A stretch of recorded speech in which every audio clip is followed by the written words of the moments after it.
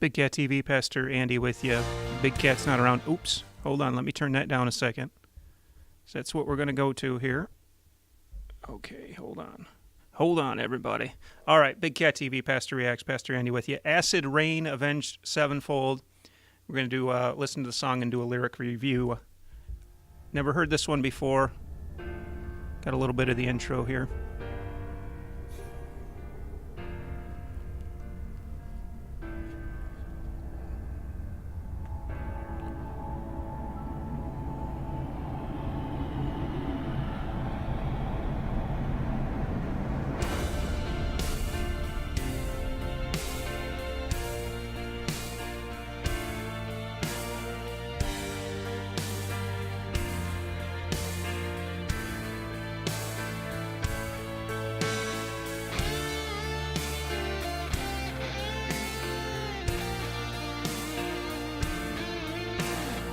All right, so I'll tell you already, I'm feeling kind of melancholy.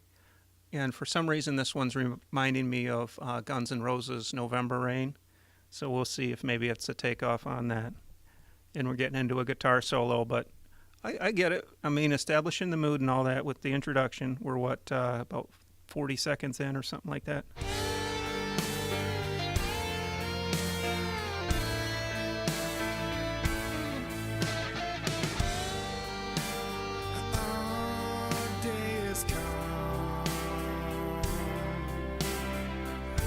It's drawn in the sky, so don't shed a tear now. Be thankful for the time.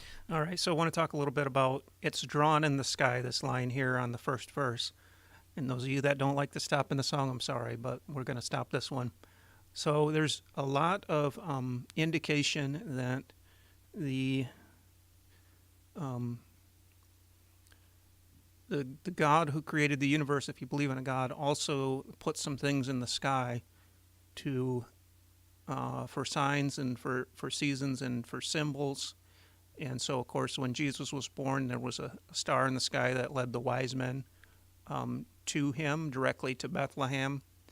And there's indications that in the second coming, when Jesus Christ comes back, that there's going to be signs in the heavens. What kind of signs, I don't know, but for thousands of years, people have been looking at the sky, and of course, there's an entire field of, it's probably on the fringes, but astrologers, and there's lots of people that believe that they actually do know things about the present and the future.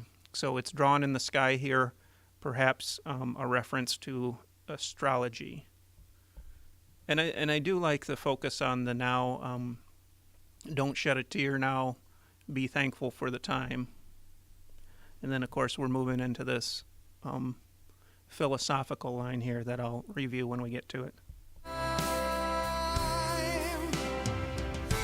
wouldn't be so precious, dear, if there never was an end.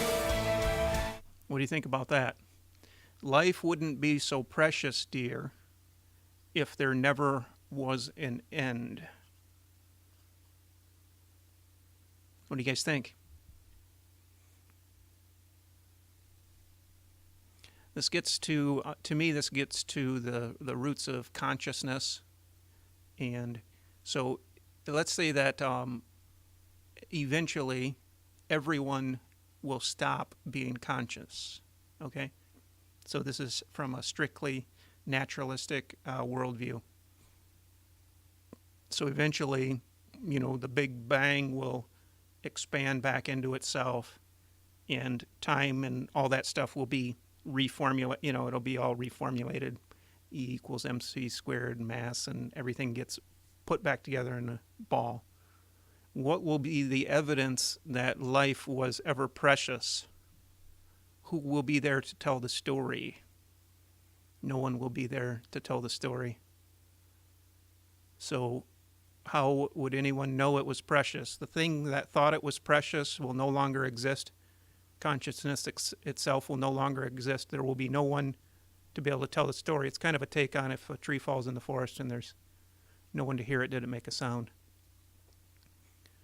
So if there's an end to all life, to consciousness, to the to memories, to all of those things, then the preciousness exists in the moments, but the moments are fleeting. I think we've had this conversation before on the show, but you get what I'm saying. You begin to see the meaninglessness of it all, and you also go to what's called a hedonistic worldview, which is get as much pleasure as you possibly can in the moment, because that's all you really have. There's nothing to hold on to. There's no ability. There's stuff to hold on to, but there's no ability to be able to hold on to it. Children still play in the garden. Dance as the sun slips away. You know, it's a pretty poetic line there. I can certainly remember lots of times when I was growing up of playing not necessarily in the garden but in the yard, and it was almost like as the sun was going down, it was like you realized that like the end of the day for playing was getting over, and so it was almost like you were hyper pumped about it, especially on like a summer day when it's still warm and everything. And so it's even better as you know you're running out of time. Like we'd play basketball and we knew like it was getting dark and eventually we'd have to go inside. And so that for me would be the dance as the sun slips away. We stand on the edge now. We've come so far. Through all the dust, it becomes clear. You will always be my heart. So, you know, you see this happen all the time when people get to the end of something and they realize they're at the end. There's something that happens where all of the things that, they were vague. There was so much activity during the actual event or the time that you spent together. You get to the end and you reflect on, hey, this is going to be the last moment that I get to spend with this person, whether they're going away for, going to college or going out of state for a while. But you start to feel that, oh, I'm going to miss you type of thing. And boy, they're really touching my heartstrings here. This is a good one. There's no death, no end of time when I'm facing it with you. Children still play in the garden. Dance as the sun slips away. Not even stars last forever.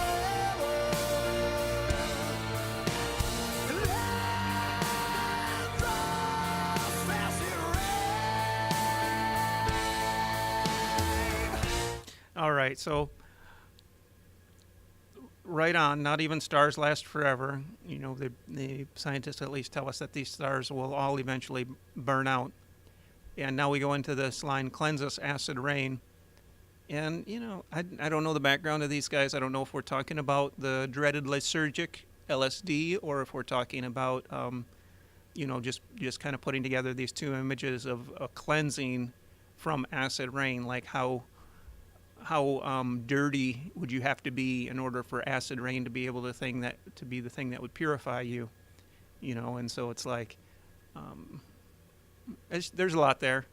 I would have to know whether they're looking at it from the idea of drug use, which as we kind of get into the next verse possibly. I'm just peeking ahead just a little bit, but yeah, I like that. There's no death, no end of time when I'm facing it with you. This idea that shared experience somehow can prolong things that we couldn't hold on to individually, we can hold on to together.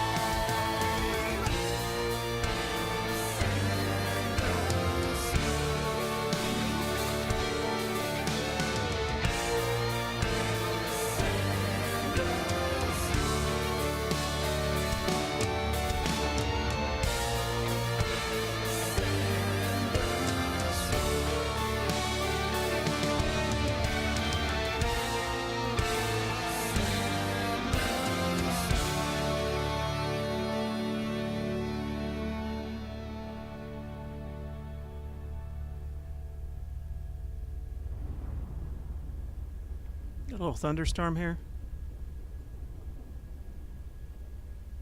Okay. I like that. Musically, I like this song. I mean, I think it works. I think it works very well. Got some pretty deep meaning in the lyrics here. Got some timeless themes. Nice guitar. Kind of fits the Avenged Sevenfold. When I think of a classic Avenged Sevenfold song, this is what I think of. And I get it. So what do you guys think? Is this one of your favorites? What do you think about this? Life wouldn't be so precious, dear, if there never was an end. Does that make sense? Theologically, philosophically? Like, subscribe, BigKat TV. Thanks for watching. We'll see you guys real soon.